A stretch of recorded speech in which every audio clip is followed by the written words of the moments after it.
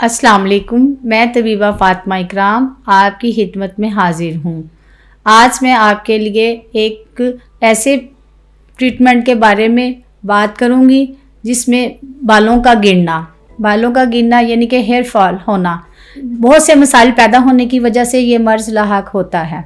अब मैं आपको इसके असबाब और अलामात बताऊंगी, जिन चंद असबाब और अलामात की वजह से हमारे बाल झड़ना शुरू हो जाते हैं और उनमें स्पेस आना शुरू हो जाता है, स्किन में भी प्रॉब्लम होना शुरू हो जाती है। अब मैं आपको इसकी कुछ चंद अलामात बताती हूँ जिसकी वजह से ये मर्ज़ लाहक होता है।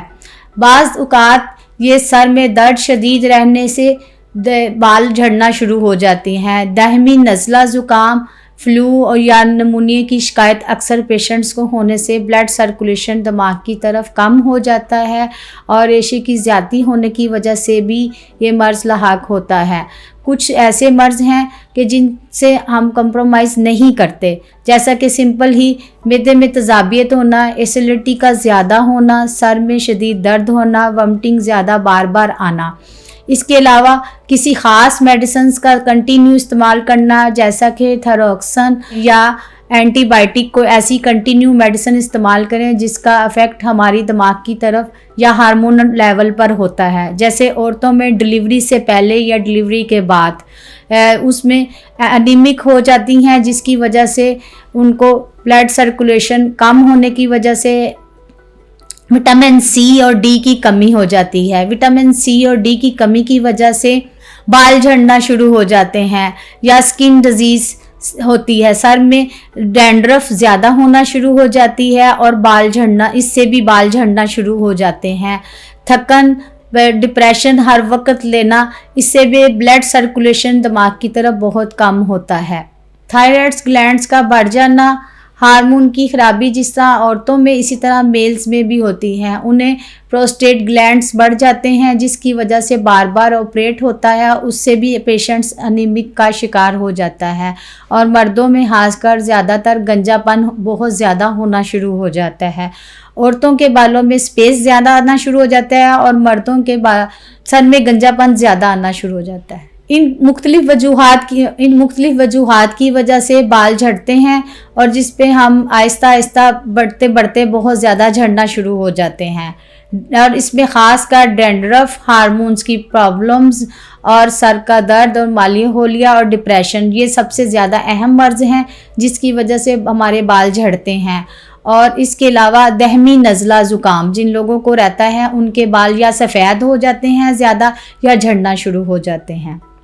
अब मैं आपको इसका इलाज बताऊंगी, बहुत आसान भी है और तवज्जो दे भी है और आप मुख्तलिफ मेडिसिन्स के अलावा भी इसका इलाज कर सकते हैं। आम तौर पर पहले अपने सर में डैंड्रफ हो तो उसको ख़त्म करें और साथ साथ ब्लड सर्कुलेशन मेडिसिन्स इस्तेमाल करें। अगर आयरन डेफिशिएंसी की कमी है तो खून की कमी को पूरा करने के लिए आप आयरन की मेडिसिन्स इस्तेमाल कर सकते हैं। इसमें मैं आपको कुछ मेडिसिन्स बताऊंगी जिसकी वजह से ये आपके बालों की ग्रोथ अच्छी होगी और इसकी स्किन एलर्जी भी ख़त्म हो जाएगी। अगर आपके सर में पिंपल्स वगैरह बन जाएं या डैंड्रफ ज़्यादा हो तो इसको ख़त्म करने के लिए आपने हब्बे रसोत, अर्क शीर मुरक्कब, सुबह शाम आधा कप अर्क और 2 टैबलेट्स इस्तेमाल करने से डैंड्रफ ख़त्म हो जाता है। इसके अलावा अजमल दवाखाने का ऑयल, गेसू दरास और रोगन कद्दू डेली इस्तेमाल करें ताकि आपकी स्किन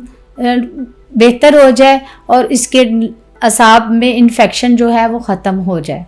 अब मैं आपको खाने वाली मेडिसिन्स के बारे में बताती हूँ जिससे आयरन डेफिशिएंसी भी कम होगी दिमाग की तरफ। अगर रेशे की ज़्यादती है तो उसके लिए भी मैं मेडिसिन आपको बताऊँगी। अजमल दवाखाने का शरबत फौलाद, दाल मिस्क मोतिल जवाहर वाली और खमीरा गौजबान अम्बरी जवाहर वाला, ये दोनों भी मेडिसिन पेशेंट्स तबीब के मशवरे से इस्तेमाल कर सकते हैं। इसके अलावा गेसू दराज और रोगन कद्दू कंटिन्यू इस्तेमाल करने से आपकी बालों की जड़ें मजबूत हो जाती हैं और खून की कमी पूरा करने के लिए मेडिसिन साथ इस्तेमाल कराई जाती है। इसमें आयरन में फौलाद वगैरह इस तरह की डाइट भी इस्तेमाल करें, खाने में खुराक भी इस्तेमाल करें और दवा भी इस्तेमाल करें। अब मैं आपको छोटा सा घरेलू नुस्खा बताती हूँ जो आप लोग खुद तैयार करके भी इस्तेमाल कर सकते हैं। 2 चम्मच चावल, 2 चम्मच आंवला पाउडर, 1 चम्मच रोगने अरिंड यानी कि कस्टर्ड ऑयल और 1 चम्मच रोगने नारियल। इनको तैयार करने का तरीका मैं आपको बताने लगी हूँ। 2 चम्मच चावल भिगोकर अच्छी तरह धोकर साफ कर लें, फिर इसको इतना पकाएं, बॉयल करें कि ये चावल लिक्विड सूरत में तैयार हो जाए। इसके अंदर आंवला जूस, फ्रेश आंवला जूस हो तो साथ ऐड कर दें, नहीं तो आंवला पाउडर इसके अंदर ऐड करें। जब ये यकजा दोनों चीज़ें हो जाएं तो इसको उतार के ठंडा कर लें। इसके बाद इसके अंदर 1 चम्मच कस्टर्ड ऑयल और 1 चम्मच रोगने नारियल दोनों को मिक्स करके इसके अंदर 1 अदद लीमू का जूस इसके अंदर ऐड करें ताकि ये मिक्स होकर यकजा हो जाए। तो बालों के मसाम में आप ज़रूरत के वक़्त 1 अदद अंडा उसके अंदर डालकर बालों के मसाम में लगाएं।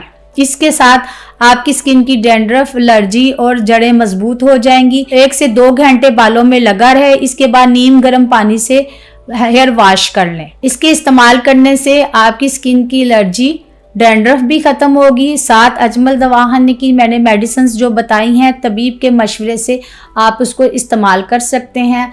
मुझे उम्मीद है कि आपको मेरा प्रोग्राम पसंद आया होगा और मेरी कुछ चीज़ें बताई हुई उस पर आप अमल करेंगे। फिर और इसके साथ साथ अजमल दवाखाने से तबीब या तबीबा से मशवरा करके ही ये मेडिसिन से इस्तेमाल करें। जो अलामात मैंने आपको बताई हैं, अगर इनमें कोई प्रॉब्लम है तो तबीब के मशवरे से ही मेडिसिन से इस्तेमाल करें ताकि आपको बेहतर रहनुमाई हो सके और आपका इलाज मुकम्मल हो। अब मैं आपसे इजाज़त चाहती हूँ। आपकी मेज़बान तबीबा फातिमा इकराम। अल्लाह हाफिज़।